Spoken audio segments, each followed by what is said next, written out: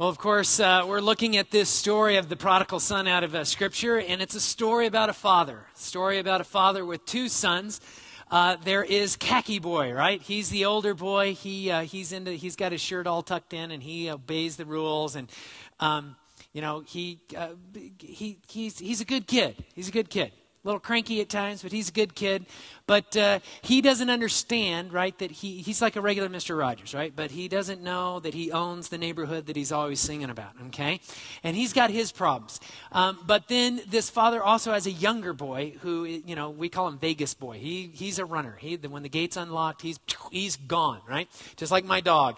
And so he runs off in this story, blows everything that he takes from the father. He takes his share of the inheritance, runs off to Vegas or someplace, blows it all, and then he comes back, right? And of course, so there's this whole interchange as Vegas Boy comes back. And Jesus is teaching this so that we kind of understand the heart of God, and it also helps us to understand who we are, because this story is all about these two sons and what happens with these two sons. And I want to talk this morning about what it means to be a son. What does it mean to be a son? And the younger boy he mentions a couple of things in here. So if you have your Bibles, look with me over in Luke chapter 15. That's where the parable takes place. In Luke chapter 15 and verse 18, he makes a comment about his sonship, what it means to be a son. And look at what he says. And he says this twice, actually. He says it in another place. Verse 18, I will set out, and this is his little speech. He works on this little speech. He's going to tell his dad because he's coming back, and he's in Dutch because he's blown. He hawked his dad's car and blew all the money and everything. He says, I will set out and go back to my father and say to him, Father, I have sinned against heaven and against you. And now catch what he says here. I am no longer worthy to be called your son. Now, what's that all about? I'm no longer worthy to be called your son.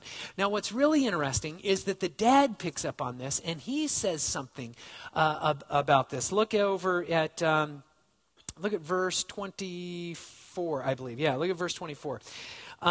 He says this, and now he's got this interchange. His son is back, and he's all celebrating. The dad's thrilled. He's getting ready to throw a party, and he says this, for this son of mine was dead and is alive again. Now, what does he mean? My son was dead and he's alive again. It's not like his son really died, right?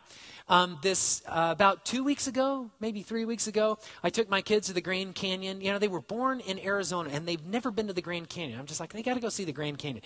So we go up to the Grand Canyon. We get up there. It's beautiful. In fact, as we pull up to the first spot that you can really see the Grand Canyon, my son Chandler, he looks at it, and he's just like, wow, that's like a painting or something, Dad. Yeah, it's why it's the Grand Canyon, okay? And so we get out, we get ready to take some pictures, and I say to Chandler, I'm trying to get it all framed in. It's kind of hard because it's a big canyon. You're trying to get the person in there. And I'm like, okay, just take another step back. Just take like one more step back, Chandler. No, just one more step back. And then I snapped this picture. Yeah, just a little.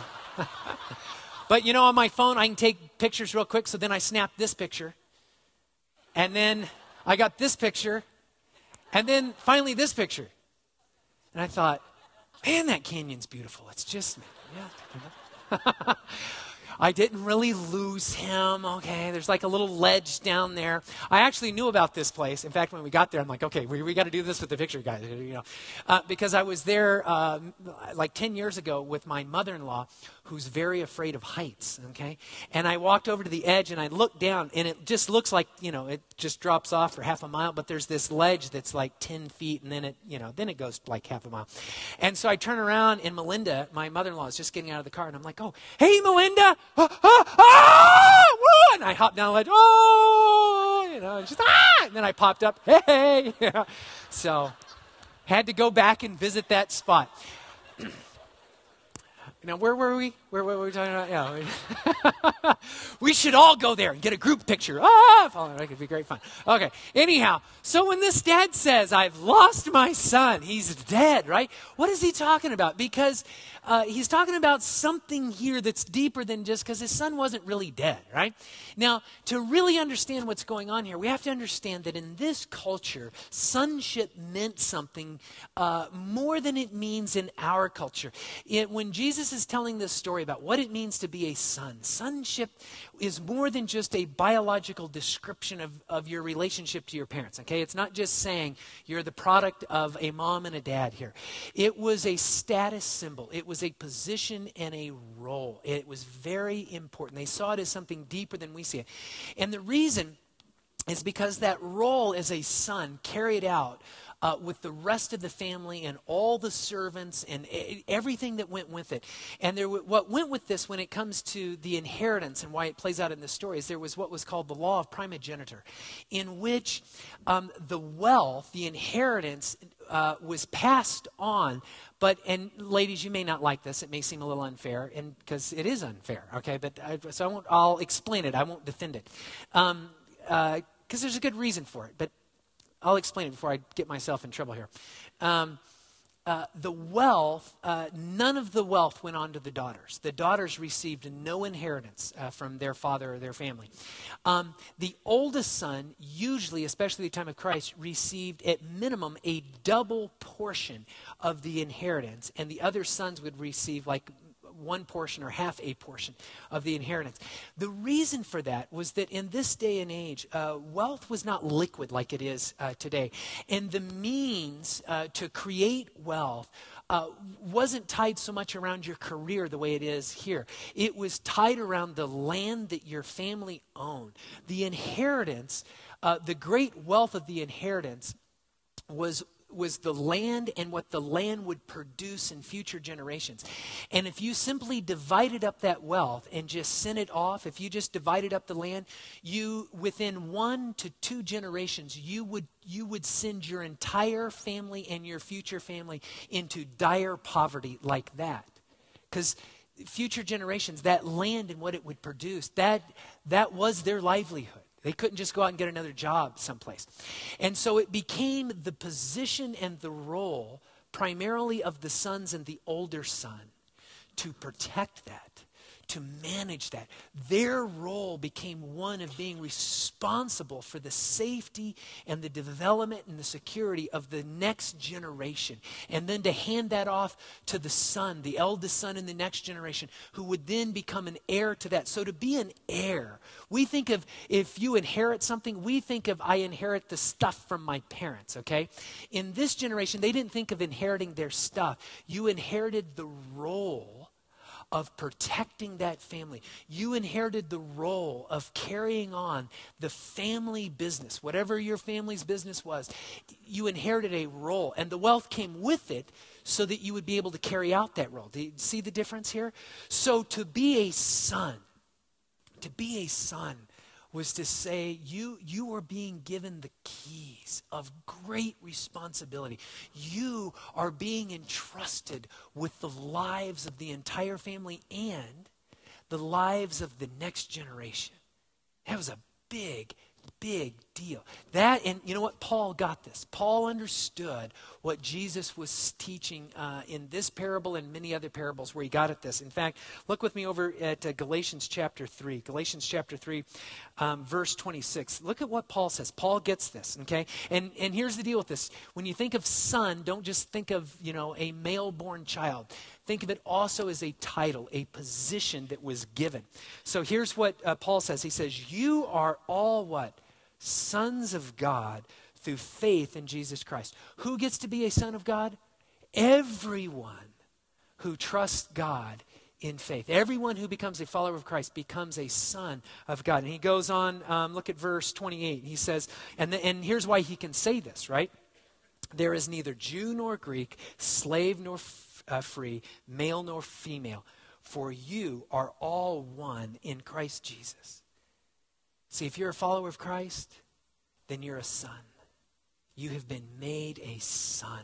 And Paul goes on, look at chapter 4, verse 7, just a few verses away. It says this, so you are no longer a slave, but a son. And since you are a son, okay, since you are a son, here's what Jesus was teaching, and Paul gets it. Since you are a son, God has made you also an heir. You're an heir. See, this is scandalous. Scandalous that, Vegas boy gets to be called a son. What that father is saying is, I'm going to trust you. I'm going to trust you. I'm going to give you a title and a position of authority and a place back in this family. I'm going to give you that place to carry on the family business. I'm going to give you that place to be responsible and think about and care and secure the next generation within this family. Man, that's like scandalous. Do you see what he's saying here about sons and your sons? This is why Jesus was such a remarkable teacher. He used these metaphors, and this is why we have to incorporate all the different metaphors. You know, sometimes Jesus calls us salt. You know, maybe you don't like to be called salt. Well, tough. You're salt.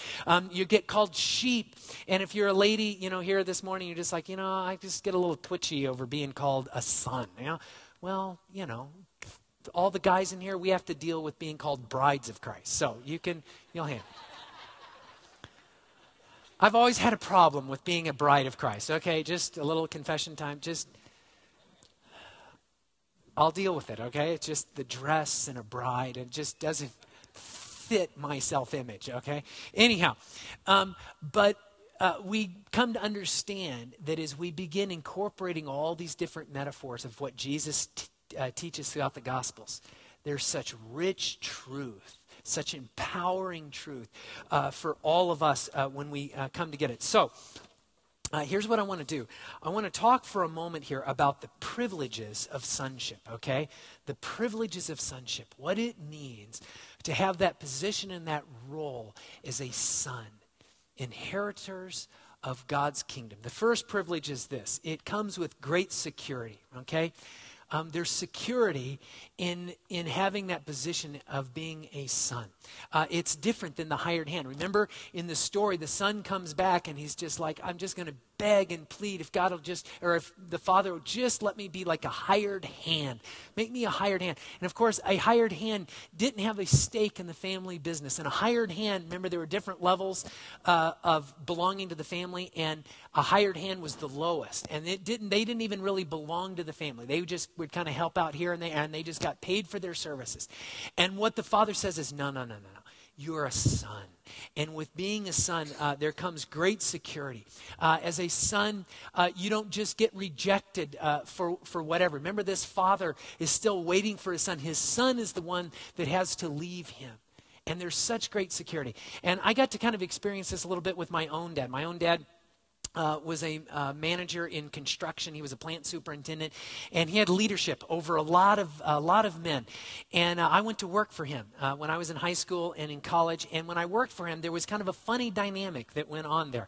Another guy would get in trouble, do something stupid, shortcut some security procedures with like electricity or something like that. And you know what my dad would do? He'd give him a day off or fire him. It's like, you're gone, you're out of here. Or, go home and take a few days off without pay and think about it, right? I'd mess up. I'd, cut a corner, do something dumb. And you know what happened to me? I'd have to work an extra day. There's no day off, a little mini vacation. That sounded good to me. No, my dad was like, what? You're in trouble. You're coming in on Saturday. You're coming in on Sunday. Oh, I'm going to church, Dad. No, you're not. You're working. And I was like, And you know why? Because I was a son. Right? It's not you get a day off. It's that, I'd get the speeches, you're going to forge metal in you, and you're going to, and just all the character thing. Really, Dad? Yeah, because I was a son. And there was great security in that. It wasn't always fun, but there was great security.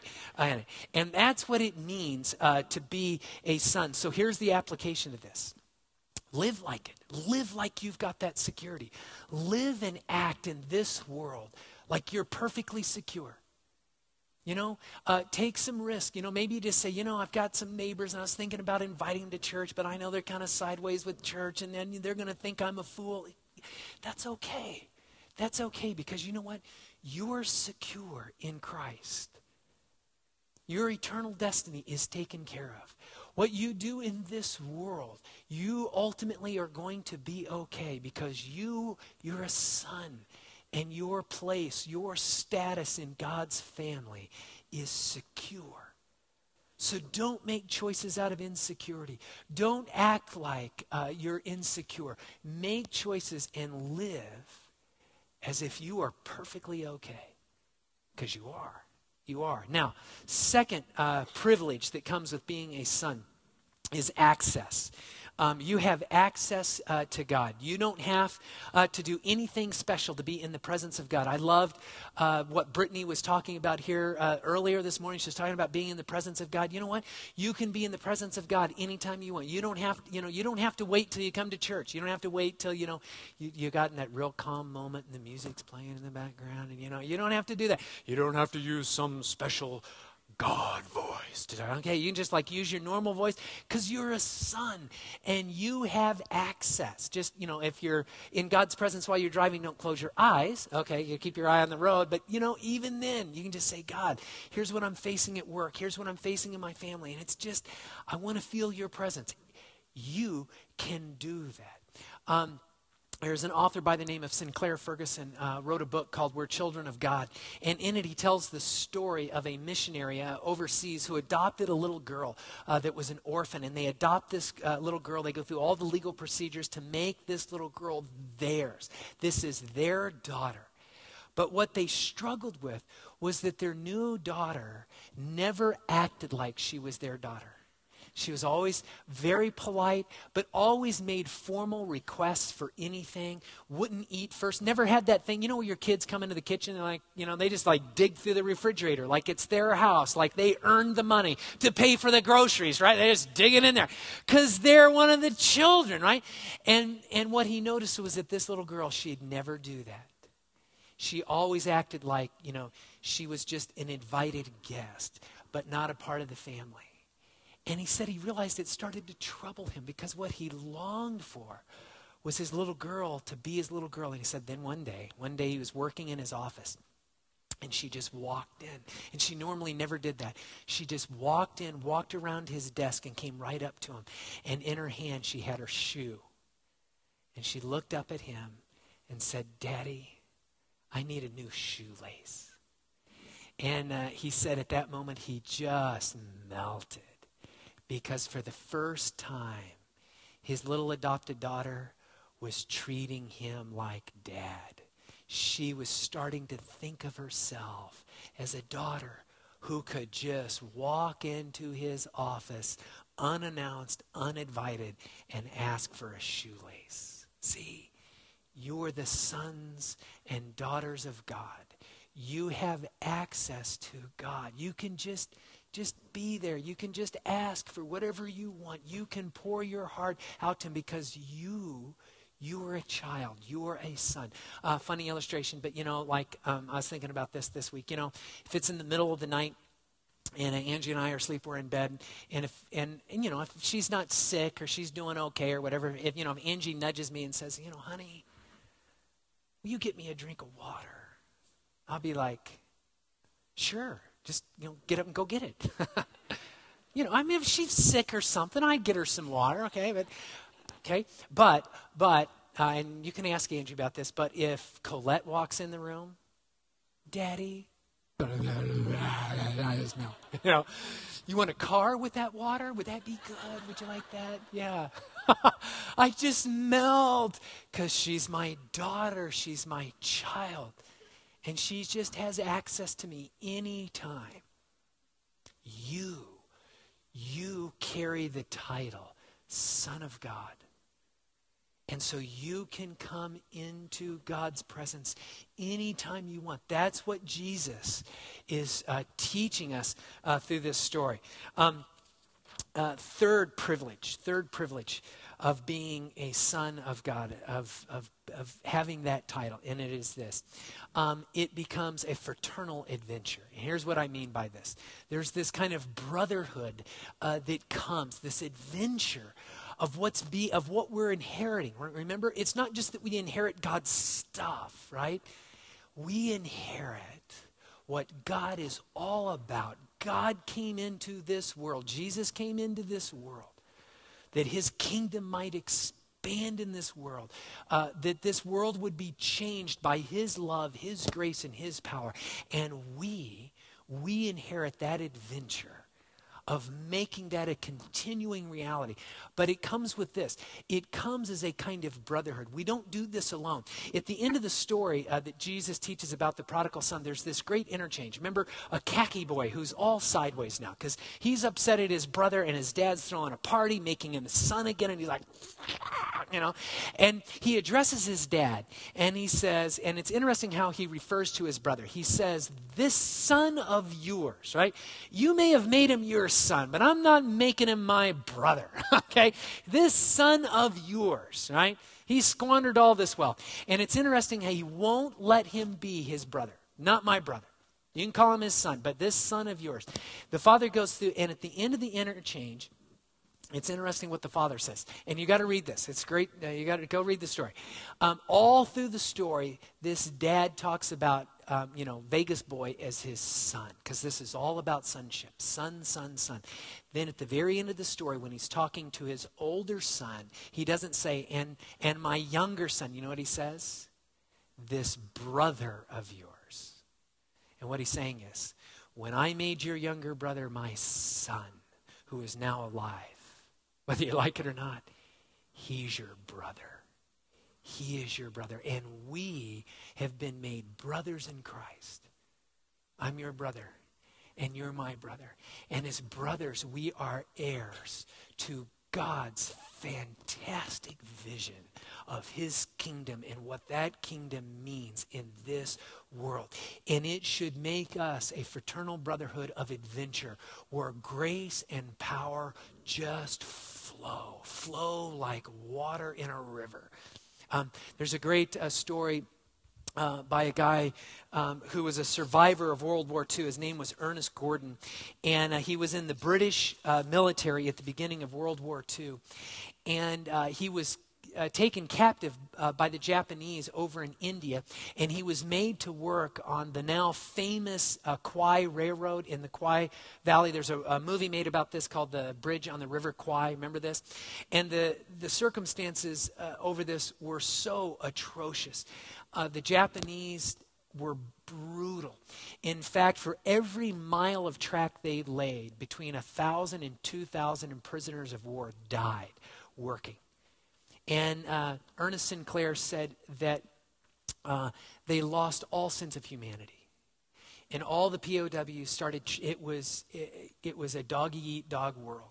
That they treated one another with great disdain. It was every man looking out for himself, just trying to survive. He said it was awful. Until one day, at the end of the work day, and they worked these horrible hours, these long, long days, they did their tool count. And at the end of the tool count, one shovel was missing. And the Japanese officer went berserk, demanded that shovel. Where's the shovel? Where's the shovel? No one knew where the shovel was. And he became so enraged that he pulled out his pistol and he got ready to shoot him. And he said, I'm going to shoot every single one of you if the perpetrator doesn't come forward. And in that moment, one man stepped forward. I stole the shovel. And this Japanese officer, in his rage, holstered his pistol, picked up one of the shovels, and started beating this man until he collapsed to the ground unconscious, and then continued to beat him until he broke him and killed him in that spot. Threw the shovel down. And then they did another tool count right after that. And guess what? All the shovels were there. It was a simple miscount. And Ernest Sinclair said something magical happened. Word spread like wildfire that there was a man who was completely innocent, who willingly stepped forward and died to save the rest of the prisoners. And he said it was through that single act of bold grace that we suddenly all became brothers, saved by the same man. And from that moment on, he said it was different.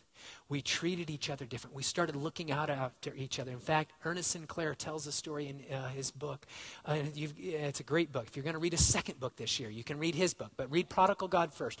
But in his book, there's this great thing where he's on the brink of death. And these men just come to his aid. They risk their own lives to bring him extra food and to care for him, to hide him at moments when he can't work. And they became this brotherhood with this kind of vision to survive the war that they did not have before. And it started because of one man who paid it all for them. And see, here's the interesting story about the story that Jesus teaches. In his sheer brilliance, you know what Jesus does? He leaves out one brother. There's one brother that he leaves out so that we wonder, where's this brother? And you know what brother that is? It's the older brother who willingly lives out his role, who sacrificed. You realize for the younger brother to get a new share, you know whose share that comes out of? The older brother's share. That's why he's so mad. He's mad because now the younger brother becomes an heir. Everything left was going to go to him. But this older brother, he doesn't want to sacrifice it. And what Jesus leaves out is, who is the older brother that will love a wayward younger brother? And you know who that older brother is? It's Jesus. Jesus is the older brother we long for because he paid it all. Because of his payment on the cross, we become a fraternal brotherhood. We get to have, friends, I want you to get this. We get to have this great adventure of being heirs, of being a part of carrying out God's vision. We get to have, Sujo John come. We get to have Easter egg hunts. We get to do these things that spread God's love and grace to a broken world. We get to be a part of doing something spectacular in a fallen world because we're heirs. And we never would have got to be this kind of brotherhood if Jesus wouldn't have paid it all. Man, it's a great thing. It's scandalous, but it's fantastic. So here's how I want us to close this service here. I want us to sing the song, Jesus Paid It All, because he's the one that was beaten and broken and died for us. And when we think about it, it should unite us as brothers, okay? That we get to be heirs of God's kingdom. So sing this song, and then I'm going to come back and close this out.